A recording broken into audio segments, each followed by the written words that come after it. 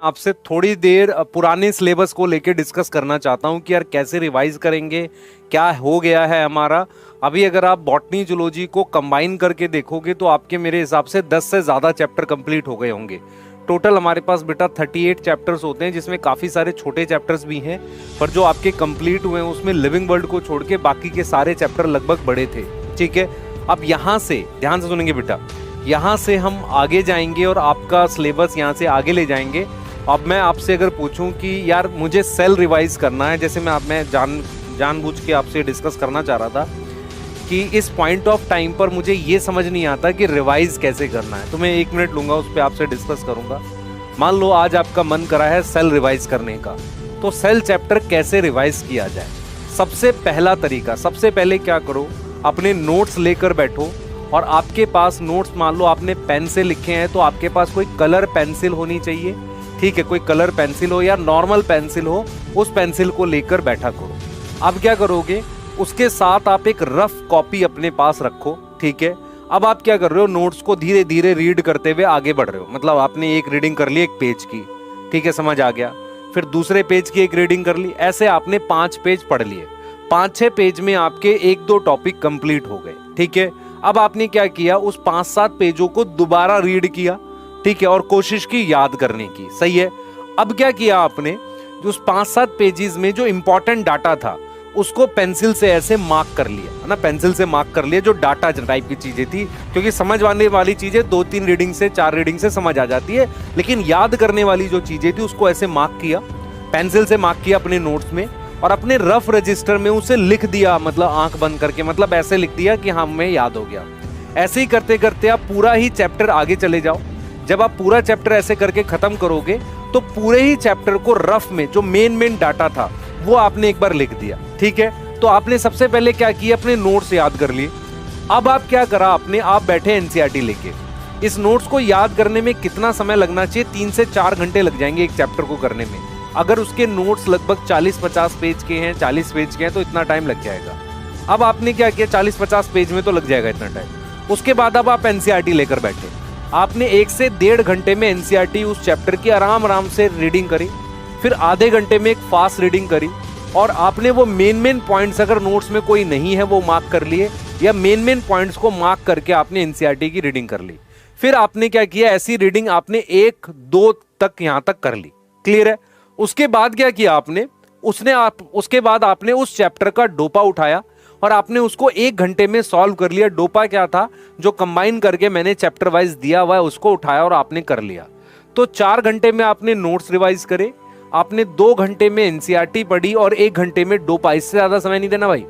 पूरे कितने क्वेश्चन होंगे, मान लो 100 क्वेश्चन होंगे, वो सॉल्व कर लिया।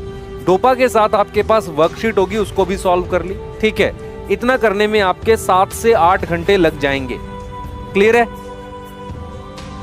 इतना करने में आपके लगभग 7 घंटे के आसपास टाइम लग जाएगा। पर ये जो रिवीजन होगी ये आपकी फर्स्ट टाइम रिवीजन होगी।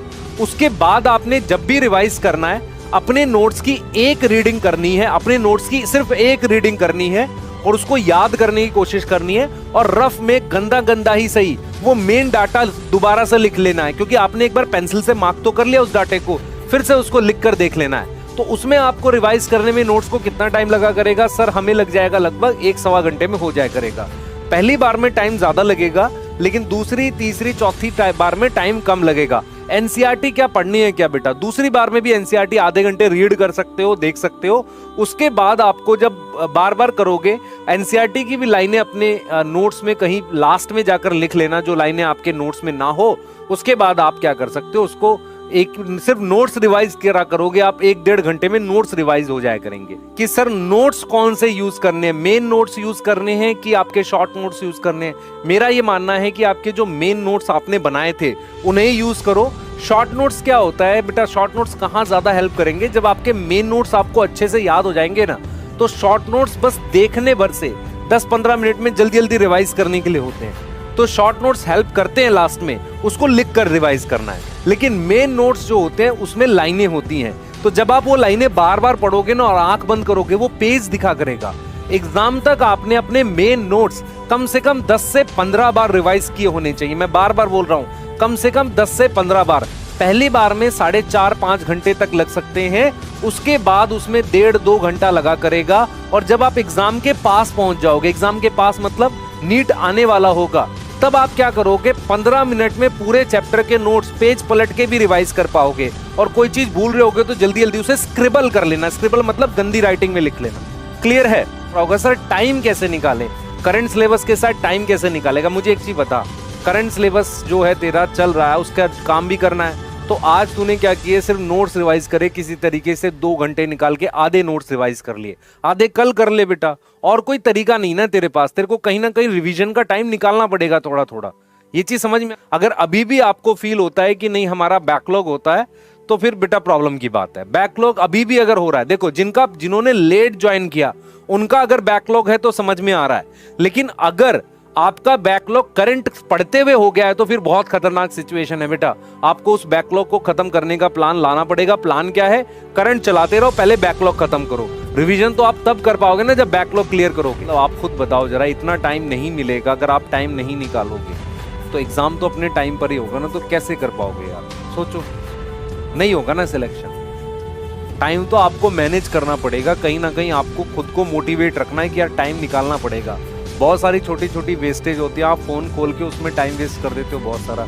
जैसे सर आज आपने हमारा कर दिया, नहीं बेटा मैं सिर्फ आपको ये गाइड कर रहा हूँ कि हम लोग अब नवंबर में आ गए हैं, हम 11th का सिलेबस फिनिश करेंगे, मान के चलो 15 दिसंबर के आसपास, लगभग 10-15 दिसंबर या हो सकता थोड़ा आगे जाए, उसके अराउंड भी फिनिश करेंगे, फिर हम लोग आपको 12th करा रहे होंगे। तो टाइम निकालना पड़ेगा, टाइम नहीं मिलता है ये मैं मानता हूँ, आपको मैनेज करना है। प्लीज मेहनत करो और अपने छोटे छोटे चीजों में से टाइम बचाने की कोशिश किया करो। बहुत सारी परेशानियां आपकी, कुछ मैं बताता हूँ क्या होता है। देखो, अगर आप खुद को मतलब वीक स्टूडेंट मानते हो तो आपकी प्रॉब्लम कहाँ कहाँ पर है? पहला, आपको नोट्स रिवाइज करने में सबसे ज्यादा टाइम लगता है। दूसरा, फिजिक्स के क्वेश्चन सॉल्व करने में टाइम लगता है। तीसरा, चीजें याद नहीं रहती।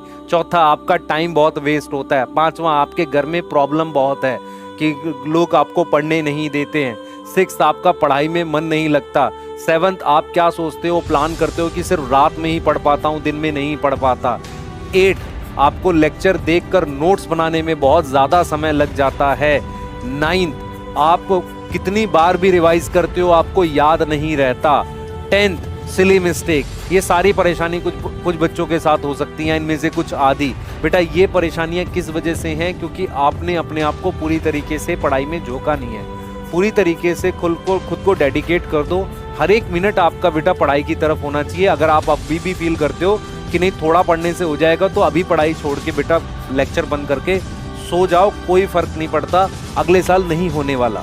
अगर आप अपने आप को पूरी तरीके से पढ़ाई में इन्वॉल्व कर दोगे तो बहुत सारी प्रॉब्लम आपकी सॉल्व हो जाएगी। इन्वॉल्व करने का मतलब हर वक्त आप उसी के बारे में सोचो। जब माइंड रिलैक्स कर रहे हो, सो रहे हो, तब मत सोचो, या कोई और चीज एकदम रिलैक्स कर रहे हो तब मत सोचो, पर